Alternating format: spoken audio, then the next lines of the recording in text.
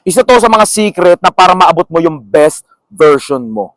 Kasi napapansin ko sa karamihan sa mga tao kung bakit hindi nila maabot-abot yung best version nila.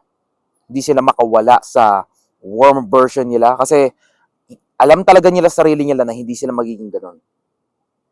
Alam mo, kung babalikan ko yung noon-noon pa, ng mga panahon na worms pa lang si Fela, ng mga panahon na nag-i-invest pa lang ako sa sarili ko, alam ko talaga kung saan ako babagsak. Alam ko talaga kung saan ako, kumbaga saan yung destino ko. Pinabilog-bilog ko ang tao, ayaw magpasakop sa mga bobo. Gusto ko lang salohin ang mga pera ko, ayoko lang sila isabit sa mga pangarap ko. Alam ko.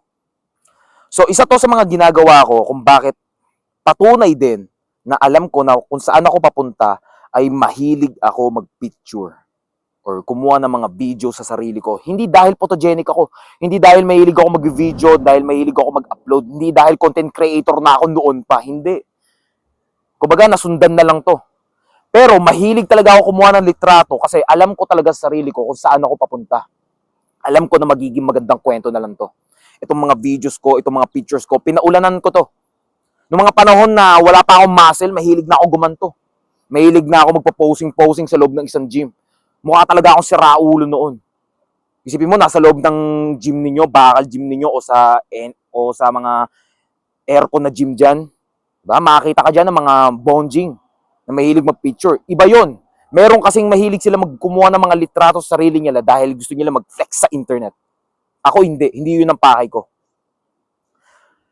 Kaya ako kumukuha ng litrato noon, nag-flex na ako sa loob ng isang gym kasi nakikita ko talaga 100% na kung saan ako papunta. Alam ko na magiging kwento na lang to. Magiging isa to sa mga titignan ko na lang. Kung ano man yung sitwasyon ko ngayon, ito na yung nangyayari. Ito na yung mga napipredict ko noon pa. Ito na yung nakikita ko noon pa. Natitignan ko na lang yung mga pictures ko na ito pala ako, ganito pala ako kabonjing dati. Diba? Ang sarap balikan. Ang sarap tignan na lang.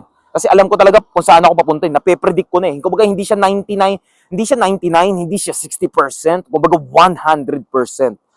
Alam ko talaga kung saan ako papunta. Kahit magmumukha akong mongoloid sa paningin ng ibang tao, nung nasa loob pa lang ako ng bakal gym, mahilig ako kumuha ng mga litrato. Sa tingin nila sa akin, baliw ako o masyado akong delulu. Isipin mo, ang bonjing-bonjing mo. Isipin mo, ito, babalikan ko ng mga panahon na bonjing ako, no? Ito yung mga natatanggap ko. Wala namang na-flex dyan, na tamang picture ka dyan. Nakakarinig na ako ng ganun. Tamang flex, wala namang ma-flex. So what?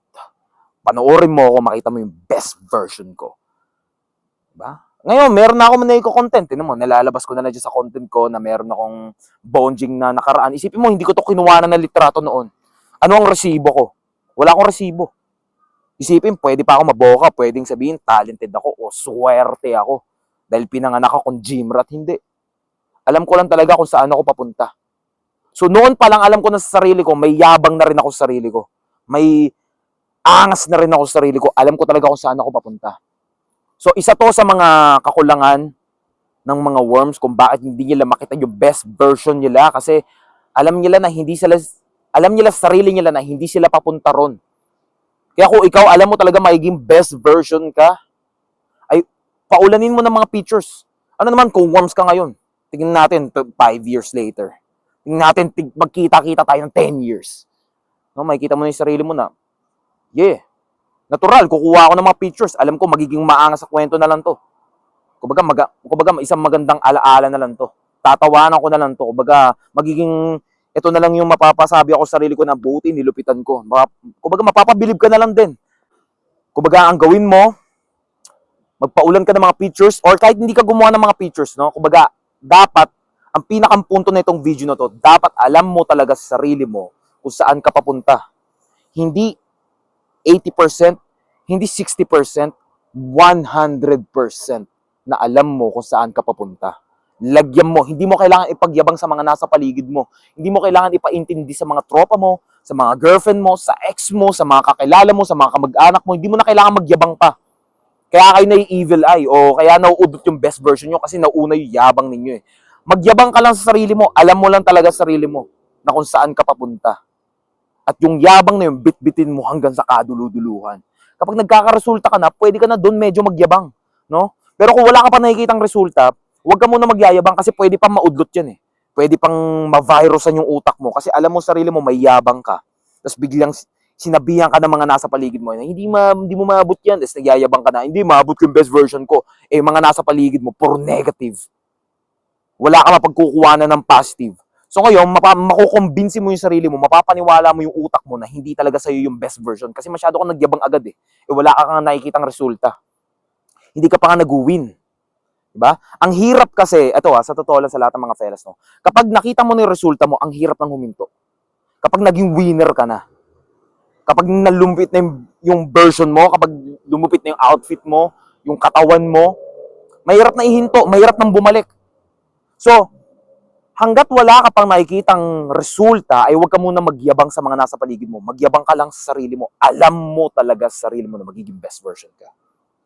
Kimkimin mo, kung mas maganda pa, isa sa mga, kumbaga ito yung mga pinagdaanan ko, no?